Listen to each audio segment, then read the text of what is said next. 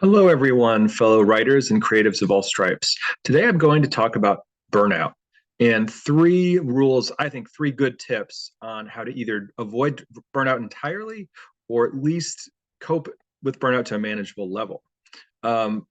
Personally, I find that burnout is one of the things that my fellow writers, talk about more than almost any other complaint. And especially as I've seen Amazon launch its publishing platform online with its serialized fiction, I see a lot of that with writers. But this applies to pretty much any type. If you're a creative person, whether it be in music or art or writing, this really applies to you as well.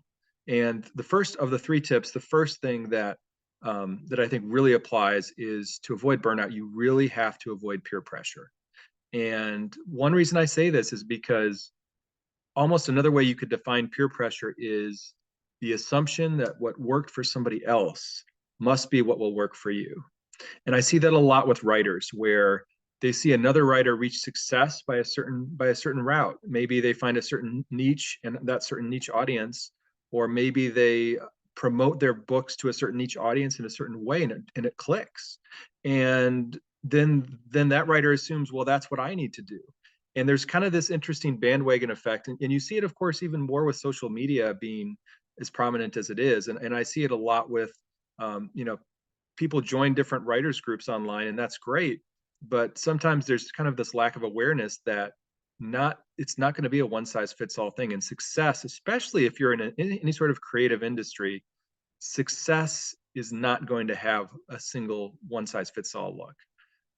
That doesn't mean you can't learn from other people's successes by any stretch, but there is sort of this rush to assume um, that that you have to replicate what somebody else is doing in order to find success, and that's just not the case.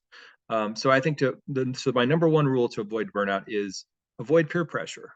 And sometimes that peer pressure is something you're almost not necessarily coming externally. You may be putting that pressure on yourself based on what you're seeing your peers doing.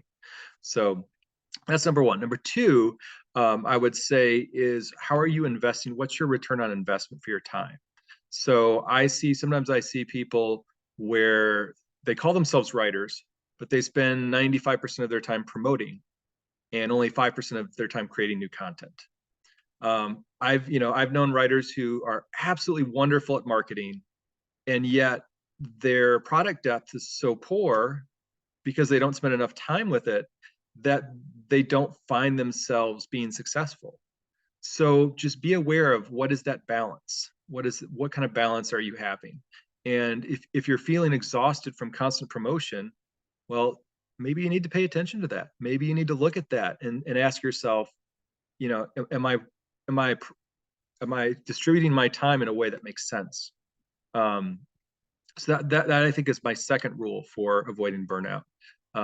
Just balancing your time wisely, and not you know being cognizant of that return on investment. And then lastly, the third thing that I think is really important is being able, basically any good creative has to learn project management as a skill. It is absolutely crucial.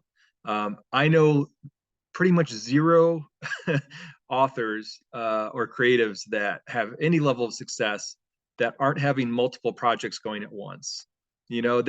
There's that mythos, right? That stereotype of the person writing the great American novel, and they spend years doing it, or it's their baby, or it's their one project, and they put their heart and soul into it.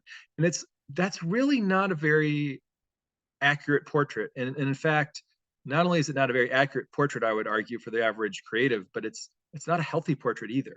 Um, Pretty much any creative person I know, they're brimming with ideas, right? No sooner do you start one book than you get an idea for another story or another book. No sooner do you start writing one song than you get ideas for another song. This isn't sort of like a chronological binary thing, right? Where it's like, well, I can only work on this or this. Most creatives have to be able to do project management. It's just a crucial, essential skill. And so, what I would highly recommend to avoid burnout is find out in yourself what is your balance for how do you, this project management look for you? What can you handle? What can you not handle? I'll give you an example of that. There was a time when I was new on the Amazon Vella platform, writing a lot of serialized fiction. In other words, posting chapter by chapter of many different stories. When I had 10 stories going at once, I was working on 10 different projects at the same time. And to be honest with you, that was too much. And after about a year of that, I realized I needed to focus my energies better. And that didn't mean focusing just on one book, but it did mean condensing and what I was working on and sort of reorganizing. And so I ended up going from working on 10 projects at once to keeping it to 3, 4, or 5 projects at once.